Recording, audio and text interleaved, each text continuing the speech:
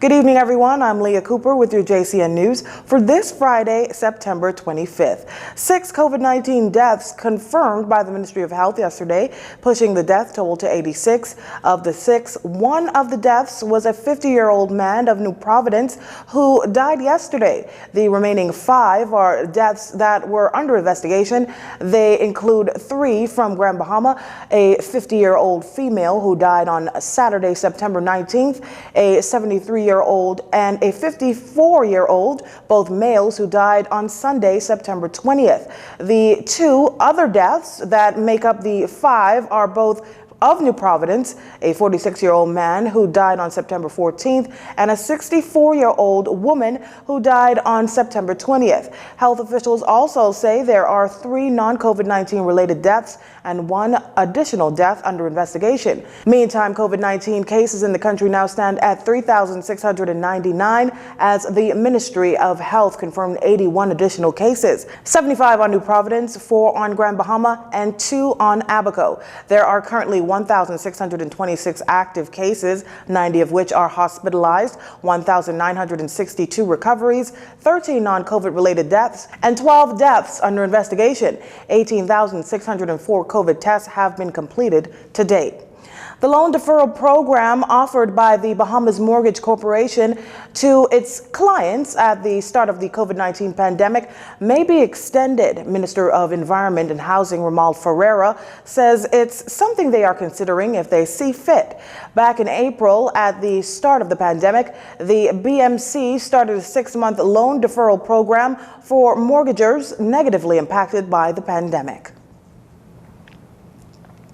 Minister Ferreira contends that home construction is important for creating hope for the citizens of the Bahamas and to give them a sense of normalcy. He says that he and his ministry will be there every step of the way for Bahamians, giving them the compassion they deserve during these hard times. The Department of Housing has many plans on the way, including the development of 21 lots in Spring City, Abaco. These updates coming from the Minister of Environment and Housing, Ramal Ferreira, during a virtual press conference. At the beginning of the budget period, the DOH had 19 vacant rental units that required renovations with an estimated cost of $35,000. The minister confirms that repair is underway and 2 of the units have been repaired and are occupied. He also spoke to the development of the Carmichael Village subdivision. The subdivision development unit is actively involved with the development and opening of the Carmichael Village subdivision in Western New Providence. I am pleased to report that the tendering process for the civil infrastructure has been completed, and we seek final approval before we make any appointments. This contract will be for the installation of the sewerage system, water supply, storm drainage, and of course construction of the roads.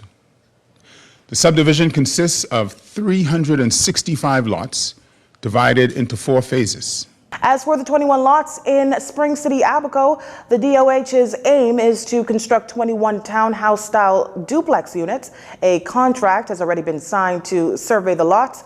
On Grand Bahama, Cabinet has given approval for the DOH to sell the unfinished houses in its inventory at a cost of $110,000.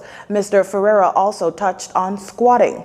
The Department of Housing established a collections section with the responsibility for collecting revenue from individuals squatting on government properties who have entered into a land lease agreement with the ministry.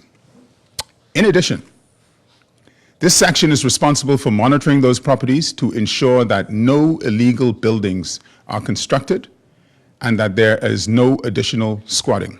The Department of Housing has many plans on the way, including the development of 21 lots in Spring City, Abaco. These updates coming from the Minister of Environment and Housing, Ramal Ferreira, during a virtual press conference. At the beginning of the budget period, the DOH had 19 vacant rental units that required renovations with an estimated cost of $35,000. The minister confirms that repair is underway and 2 of the units have been repaired and are occupied.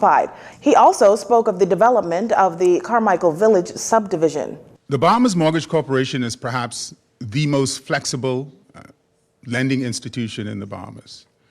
And the reason why I say that is that our objective is to get people in homes by way of secured financing. So the short answer to it is yes, that if we find that the need is there, that this is something that we would consider, even on a case-by-case basis or on block, as what happened in the first instance. But the short answer to it is yes, and the reason why it's important is as we open up the economy, we recognize that home construction and construction in general is going to be pivotal in terms of providing employment. The DOH is also proposing the development of a 1.3-acre tract of land in Yellow Elder for the construction of 4 duplex units for senior citizens. And it's also considering plans to construct new rental complexes in the Over the Hill community of New Providence. These plans will be developed with the Over the Hill unit at the Office of the Prime Minister. Those Dominican poachers who were apprehended on Thursday, September 17th, for poaching in Bahamian waters had their day in the magistrate's court this week. The 81 Dominican poachers were fined a total of $1.9 million during a court sittings on Wednesday and Thursday. Deputy Chief Magistrate Andrew Forbes on Wednesday arraigned the 37 crew members of the Dominican fishing vessel El Ship and were all charged with engaging in illegal foreign fishing with the exclusive fishery zone of the Bahamas, possession of undersized Nassau grouper, possession of prohibited apparatus, and possession of undersized crawfish. The men all pleaded guilty and were convicted and fined $20,000 each, or 6 months in prison. The captain was fined $30,000 or 9 months in prison. The crew of the second vessel, Angel Gabriel, were arraigned yesterday before Chief Magistrate Joyanne Ferguson Pratt. The 44 Dominicans were charged with engaging in illegal foreign fishing with the exclusive fishery zone of the Bahamas, possession of undersized Nassau grouper, 2 counts of possession of prohibited apparatus, and possession of undersized crawfish. The captain and crew pleaded guilty to all of the charges. Now, 29 of the Dominicans were first-time offenders and were fined $25,000 each. Failure to pay would result in 6 months in jail. 14 of them were repeat offenders and were fined $30,000 each, plus 6 months in prison.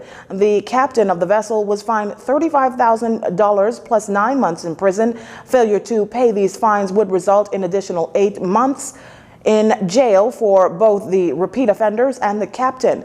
The Dominicans were apprehended in the area of Diamond Point, Great Bahama Bank, by the members of the HMBS Lignum Vitae under the command of Lieutenant James Cox. You're watching JCN News. Stay with us. This segment of the news was brought to you by Alive.